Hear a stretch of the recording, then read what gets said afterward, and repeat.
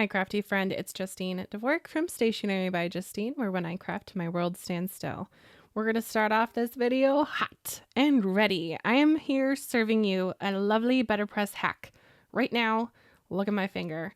I've lined up this stunning press plate right on to my Letterpress using my grid. Did you know you had a grid? I'm sure you did. But have you used your grid is my question. And you're going to want to if you want to do this technique.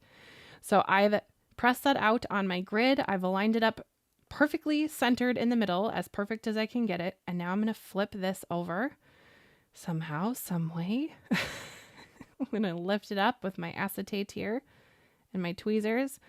And I'm going to position it in the exact same spot on the other side. And you might be wondering, how are you doing that? I could never. Yes, you can use your grid. That is my hot tip for you today. Use your Letterpress grid when doing multiple images like this. And you're going to get that.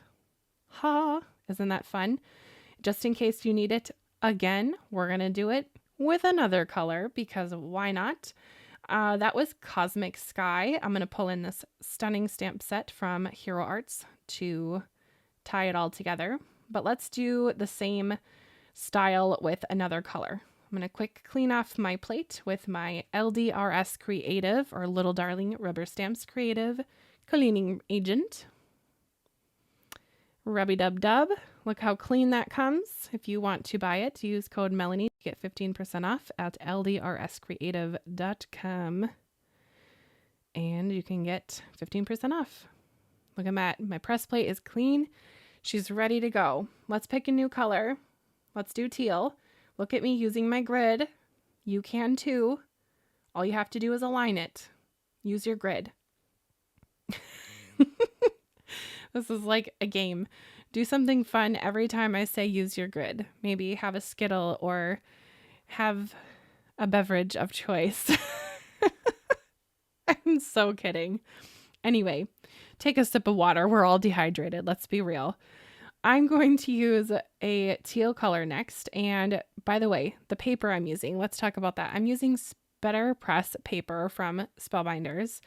It is a thick cotton cardstock, nice and thick. So it's pressing in my image deep into my paper. And it's also letting the ink lock into place. I'm going to use Teal Topaz, another Letterpress ink from Spellbinders. My little press plate here today is from Hero Arts. I will have everything linked down below. Hero Arts came out with a new release on April 20th, which is such a fun release. So if you haven't checked it out, be sure to check it out.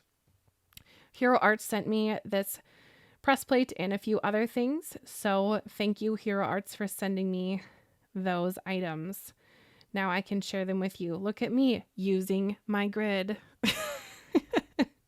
It really just takes seconds and you can get such a cool result. And I wanted to do it twice just so you were able to see it. And then you know. Now you might be wondering, can't you just flip your clear plate and rotate it 180 degrees and put the Letterpress logo at the bottom and get the same result? No, you cannot. You need to use your grid, crafty friend. I tried that and it did offset it a bit. So use your grid. Use your grid. You got to use your grid. You're going to get a perfect lineup every time. Just cleaning off the edges because this paper is porcelain white. It's even called porcelain white. So I just want to make sure it's nice and clean.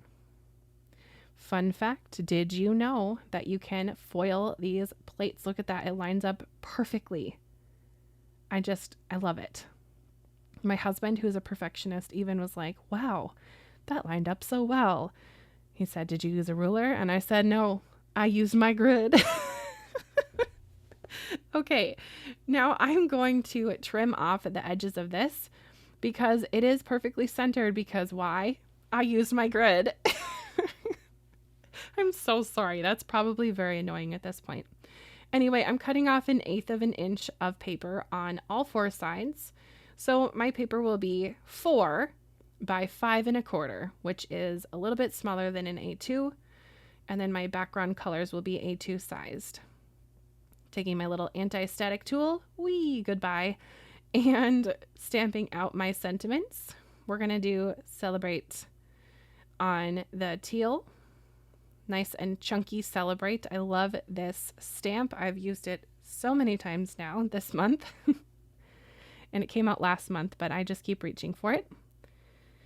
And whenever I heat emboss with white, I like to put it on a bold background. So I'm going to use colors that go with the color of ink.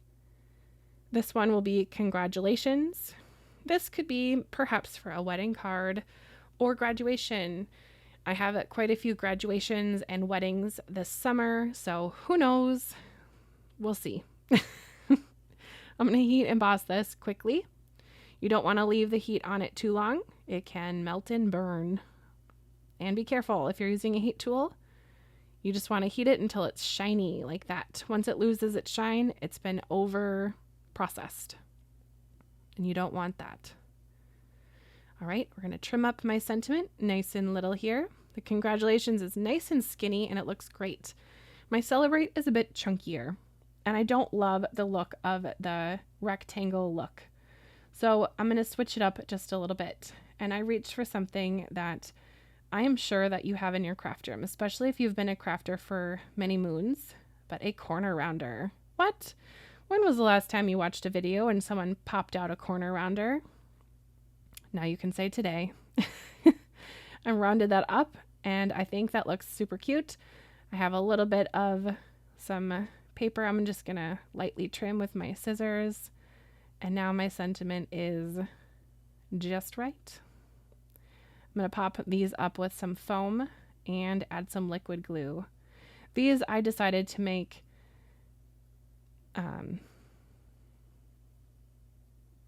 landscape. I could not think of the word for a second there. So I'm going to grab 2 card bases that I have all ready to go. But really the sentiment could be turned the other way and you could get a really neat look as well. So it just depends on what look you're going for. Of course, I'm going to pop up my sentiment.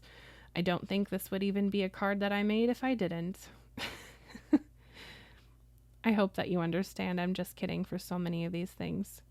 Now this little glue press from My Sweet Petunia is just, it's perfect for what I need in my craft room. I'm loving it.